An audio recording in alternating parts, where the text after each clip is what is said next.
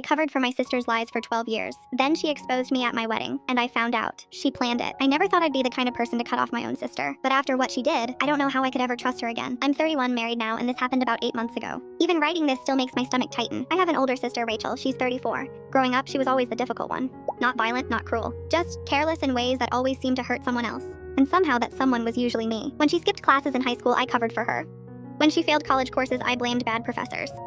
When she crashed our dad's car in her early 20s, I told insurance she swerved to avoid an animal. I wasn't forced to lie, I chose to. Because every time she messed up, she cried and said, "You're the only one who understands me." Over time, I stopped being her sister and became her safety net. I met my husband, Mark, at work. He was calm, stable, predictable, the opposite of chaos. When I introduced him to my family, Rachel immediately took an interest. She wasn't openly flirty, but she was always nearby, asking personal questions, laughing a little too hard at his jokes.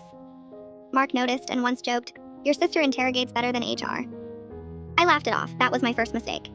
When Mark proposed, my parents were thrilled. Rachel congratulated us publicly. Social media posts, hugs, smiles. Privately, she started making comments like, "Marriage changes people. Are you sure you're not settling? I just don't want you getting hurt." It sounded protective, until it started feeling pointed. I hesitated. Rachel had missed birthdays, borrowed money she never repaid, turned family events into drama before. But she was my sister. And my mom said, "You'll regret it if you don't include her." So I made her my maid of honor. She cried and promised, "I won't let you down." I believed her. She missed meetings, forgot dress fittings, showed up late to the rehearsal dinner smelling like alcohol.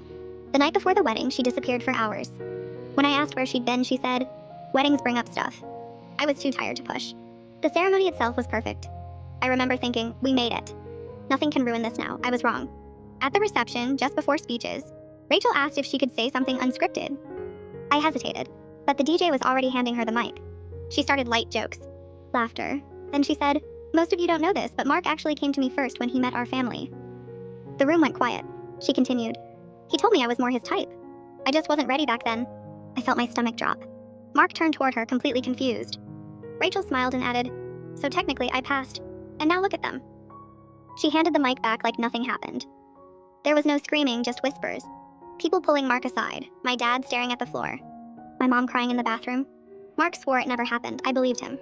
But belief doesn't erase doubt, especially when everyone else is watching. Weeks later, something kept bothering me. Rachel didn't look drunk. She didn't look emotional. She looked prepared.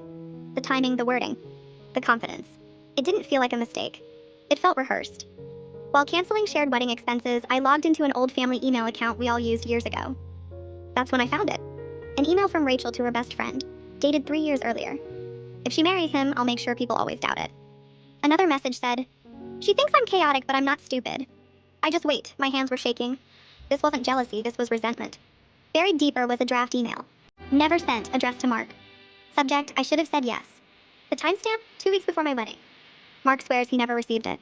I believe him, but Rachel wanted him to. She didn't want him, she wanted uncertainty. When I confronted her with the emails, she didn't yell. She laughed and said, "I didn't take him from you. I just made sure you'd never feel secure." She told me she'd always felt like the backup sibling. The one excused, never chosen. Watching me build a stable life made her feel invisible. So she decided to be unforgettable. Didn't tell my parents everything. I showed them some messages, not the worst ones. Because if I did, Rachel would lose everything. Her job, her reputation, her place in the family, and somehow, I still felt responsible for her. 6 months later, I found out she was telling people I manipulated the situation. That I edited emails. That Mark was brainwashed. So I sent the full email thread to the family group chat. No explanation, no commentary. Just screenshots. She hasn't spoken to me since. I didn't ruin her life, but I stopped protecting her.